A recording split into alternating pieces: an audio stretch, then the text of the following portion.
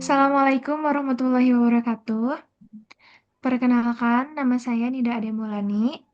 Di sini saya dan teman saya dari kelompok satu akan mempresentasikan terkait kelarutan.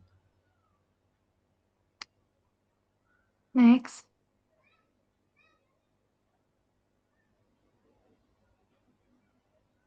modifikasi kelarutan piroksikam.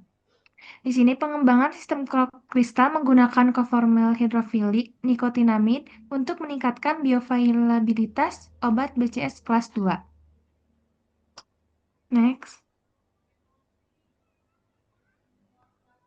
Di sini ada tantangan kelarutan di industri farmasi. Untuk bagian masalah utama, lebih dari 40% senyawa baru yang dikembangkan memiliki kelarutan yang buruk dalam air yang menjadi hambatan utama dalam formulasi sediaan oral. Dampak klinis, kelarutan rendah menyebabkan penyerapan tidak optimal, bioavailabilitas rendah, dan kebutuhan dosis yang lebih tingkat untuk mencapai efek terapeutik.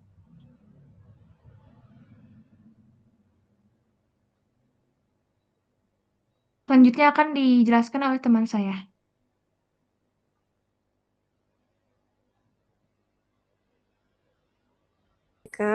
Yang pertama ada klasifikasi BCS kelas 2, kelarutan rendah, dan permeabilitas tinggi. Indikasinya antiinflamasi non-steroid AINS untuk artritis dan osteoartritis. Dosis lazimnya 10 sampai 20 mg per hari. Yang selanjutnya ada solusi strategis teknologi kokristal.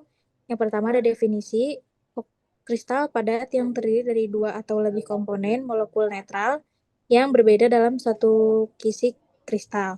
Yang kedua ada interkasi terbentuk melalui ikatan non-kovalen, terutama ikatan hidrogen antara zat aktif dan koformer. Yang ketiga ada koformer menggunakan nikotinamid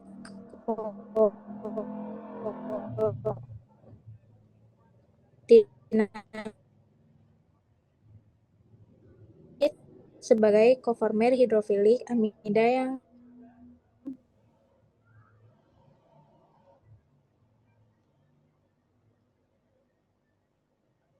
repeatable dan aman.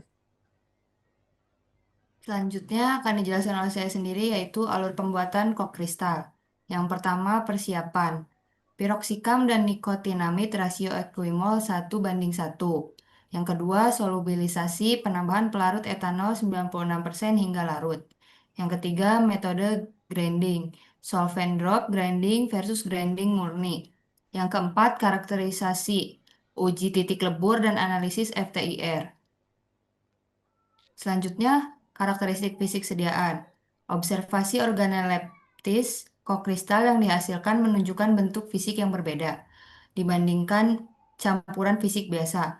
Proses grinding dan pengeringan dalam desikator menghasilkan sebuah kristal yang homogen dan stabil.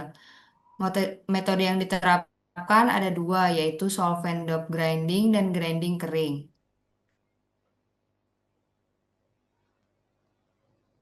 Selanjutnya ada analisis hasil dari data dari titik lebur.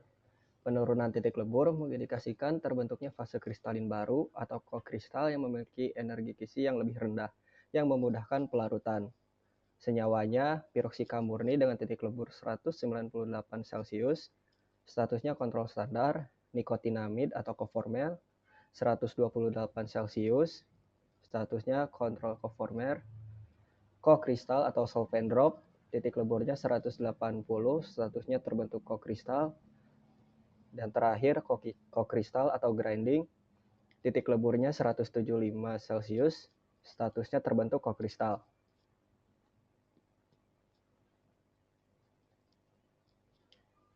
Di sini ada visualisasi penurunan energi kisi.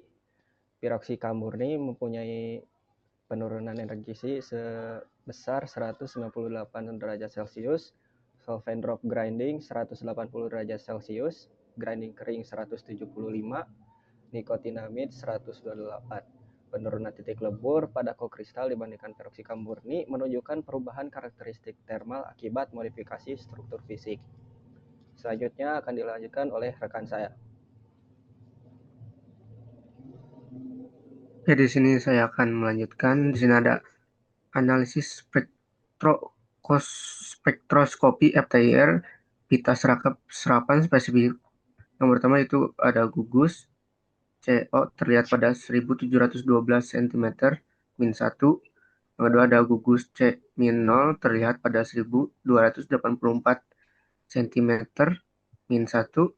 Yang ketiga ada gugus min OH terlihat pada 1412 cm min 1 dan 938 cm min 1. Hasil dari patisasi menunjukkan peningkatan intensitas gugus amina dan pergeseran puncak, membuktikan terjadinya interaksi molekular baru antara piroxicam dan nikotinamid, dan di sini ada interpretasi hasil peningkatan jumlah gugus hidrofilik min OH pada hasil kristal mengindikasikan modifikasi struktur yang mendukung peningkatan kelarutan dalam medium air. Di sini ada mekanisme pembentukan. Piroxicam memiliki gugus min OH sementara nikotinamid memiliki gugus amida. Hal ini memungkinkan terjadinya ikatan hidrogen yang kuat. Modifikasi fisik melalui sistem kokristal berhasil mengubah energi kisi kristal yang secara langsung berdampak pada penurunan titik lebur dan peningkatan laju disolusi obat di dalam sirkulasi sistemik. Di sini ada kesimpulan. Yang pertama, modifikasi fisika piroxicam melalui sistem kokristal dengan poformer nikotinamid telah berhasil mengubah karakteristik fisikokimia obat. Yang kedua, ada terjadinya penurunan titik lebur yang signifikan dari 198 derajat Celcius menjadi 175 sampai 180 derajat Celcius. Dan pergeseran spektrum FTIR yang membuktikan terbentuknya fase kristal baru. Yang ketiga, ada modifikasi ini diharapkan dapat meningkatkan profil kelarutan dan bioavailabilitas piroxicam sebagai obat BCS kelas 2. Dan di sini ada daftar pustaka.